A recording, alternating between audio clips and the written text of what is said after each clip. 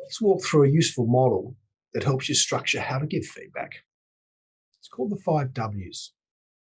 In less formal, more ad hoc, situational feedback, you may only use the first few Ws in the 5W model.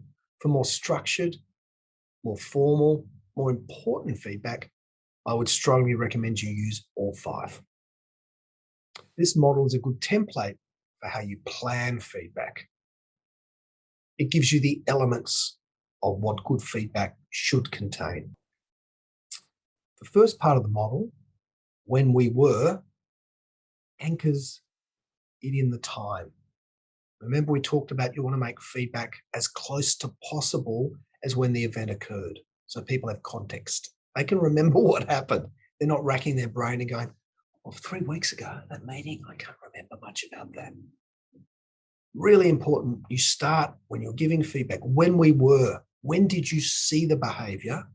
And then straight away, what I saw. What did you see? Describe the behavior in your words, from your perspective. Do not personalize it. Always keep it factual. You can speak to your observations, but not to other people's, because you didn't observe it, other people did. It's what you observed, what you felt, what you saw. Very important. So the first part of the model brings in the context and what you saw. When we were, what I saw was. Now, in the casual, more ad hoc situational feedback, you might just then add something after that. But that's maybe all you need. When we were in that meeting yesterday, I felt you did a great job in bringing our product and describing our product to the potential client. That might be good, the feedback you need. That might be enough.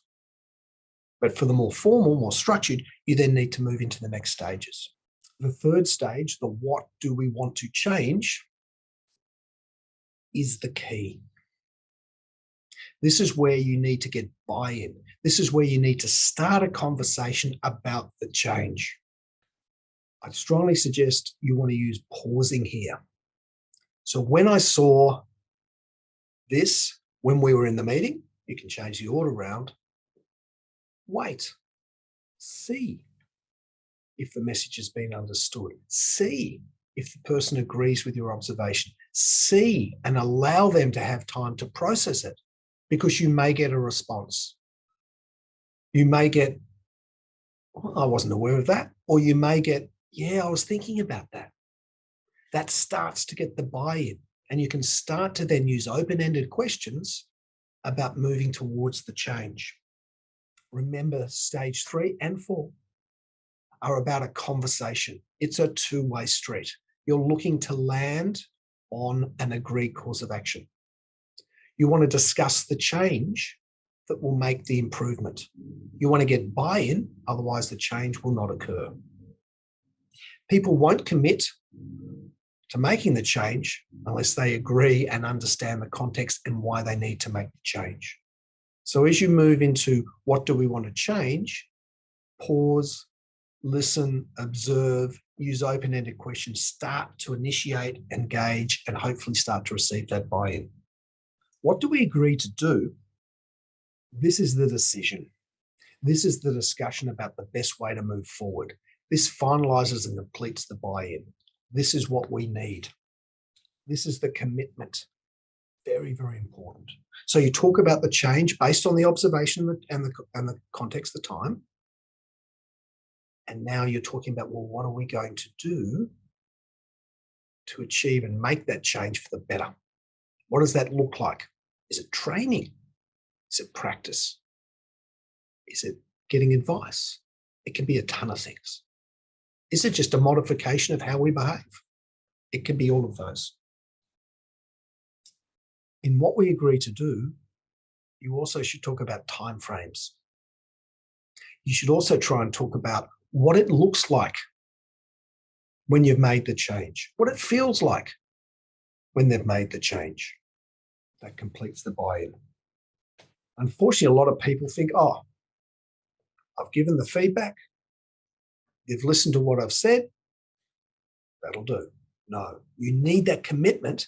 And most importantly, you need the last of the W's. Who will we check in with to monitor how we are going? There's no point in agreeing to commit to a change unless you get feedback on how you're going, unless you have an opportunity for that change to be fine-tuned. Because you may think you're doing a fantastic job, but unfortunately, it's not being translated into behaviors or outcomes. And we need other people to help us, other people to observe us, other people to consistently give us feedback on it.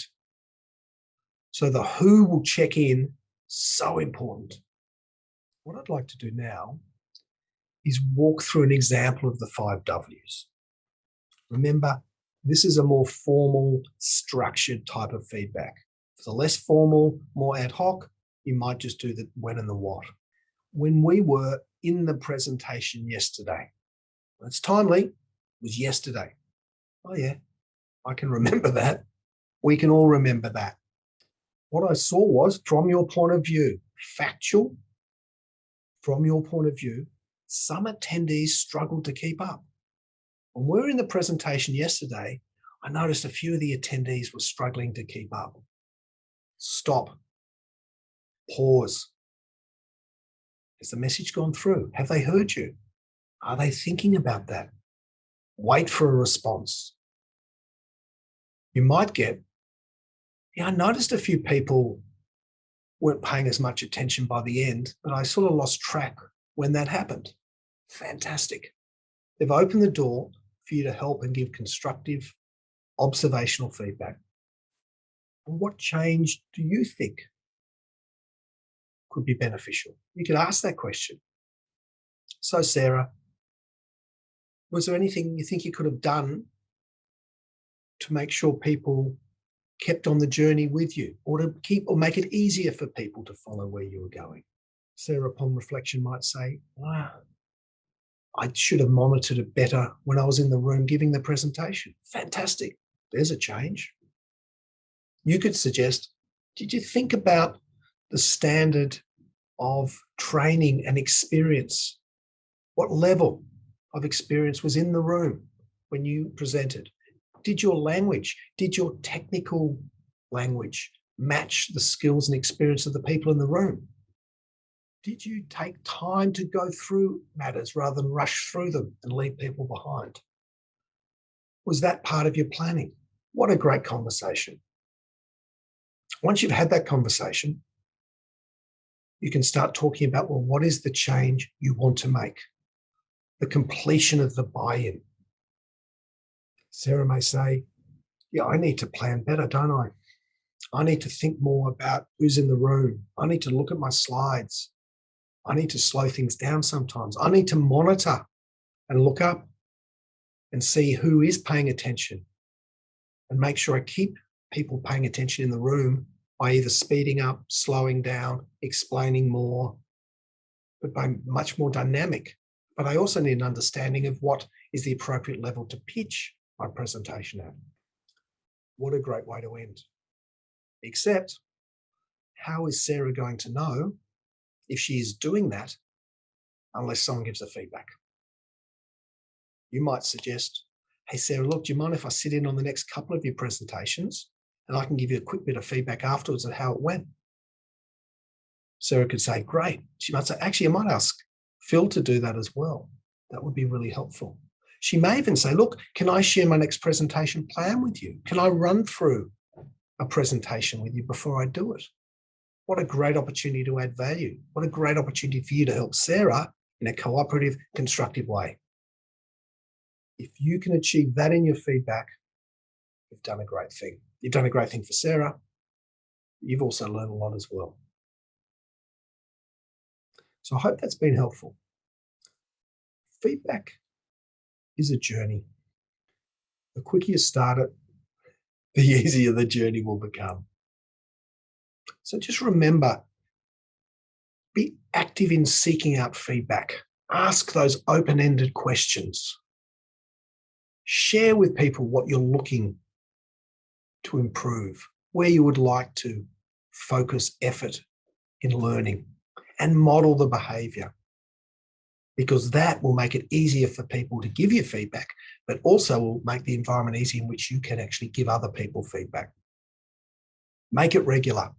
I'm not talking you don't have to give feedback every day, but make sure it's regular. Make sure it's consistent and constant. Plan it, particularly if it's important. Make sure you spend the time planning how to give the feedback. Use the 5Ws model. Observe not only yourself, but other people in the feedback process. How are they receiving it? Are they closing down? Are they opening up? Are they thinking? Give them time. Give yourself time. Pause, reflect, use questions. Remember, it's not about you. It's about the change. It's not about you being right. It's not about you proving how intelligent or smart you are. No, it's about change. It's about changing things for the better, helping someone make changes that will improve the environment in which they work, but also in how they operate within that environment. Extraordinarily powerful. And remember, you don't have to use all the 5Ws. For the less formal or consequential feedback, maybe the first two, jumping into the third. But for more formal, important feedback, I strongly recommend you use all 5. I hope that's been helpful. And I hope that encourages you to start or to continue on your feedback journey. Because there's no doubt an environment in which feedback is just part of what we do is an environment in which people are engaged and people succeed. Thank you so much.